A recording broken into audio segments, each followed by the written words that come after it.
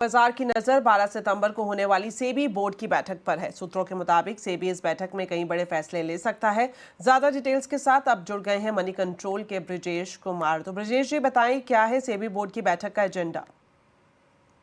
बिल्कुल, अगर देखें तो जो थीम है वो ईज़ ऑफ डूइंग बिज़नेस की थीम है और इस थीम के तहत ही अ, काफ़ी सारे जो आइटम हैं वो जो है बोर्ड के लिए लिस्ट किए गए हैं। सबसे बड़ी बात अगर जो कहें कि जो बहुत ही बड़े साइज़ के आईपीओ यानी जो मेगा आईपीओ जो होते हैं उनके लिए कम हिस्सा बेचकर भी आईपीओ लाने की जो मंज़ूरी है वो दी जा सकती है। साथ ही जो मिनिमम पब्लिक शेयर होल्डिंग का नियम है ऐसे बड़े आईपीओ के लिए उसका पालन करने के लिए भी मियाद बढ़ाई जा सकती है।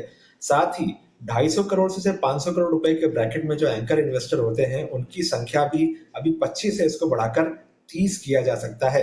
एक और खास बात है कि जो बीमा कंपनियां हैं या जो पेंशन फंड हैं, उनके लिए 7% का अलग से एक कोटे का भी प्रस्ताव जो है वो किया जा रहा है।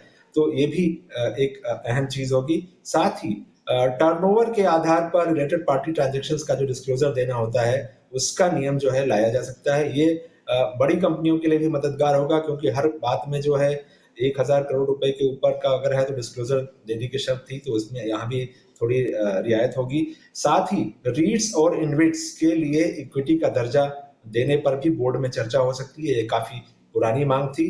रीट्स और इन्वेस्ट के लिए जो रणनीतिक निवेशक हैं, इनके नियम बदलने का भी प्रस्ताव बोर्ड के पास जा सकता है। स्टॉक ब्रोकर रेगुलेशन, रजिस्ट्रार और ट्रांसफर एजेंट से जुड़े नियम में बदलाव, ये भी एजेंडे में है। साथ ही एक्सचेंज और जो दूसरे मार्केट इंफ्रास्ट्रक्चर इंस्टीट्यूशंस हैं, इनके गवर्नेंस को बेहतर करने का भी नियम बोर्ड के पास जा सकता है। इन्वेस्टमेंट एडवाइजर, रिसर्च एनालिस्ट, इनके लिए कई सारी रियायतों का प्रस्ताव जो है किया गया है। ये भी बोर्ड के पास चर्चा के लिए जा सकता है। गिफ्ट सिटी में जो रेजिडेंट इंडियन हैं, उनको बतौर एफपीए रजिस्ट्रेशन देने की भी बात हो सकती है। एक्रेडिटर इन्वेस्टर वाले एआईएफ स्कीम को भी मंजूरी देने पर बोर्ड फैसला ले सकता है।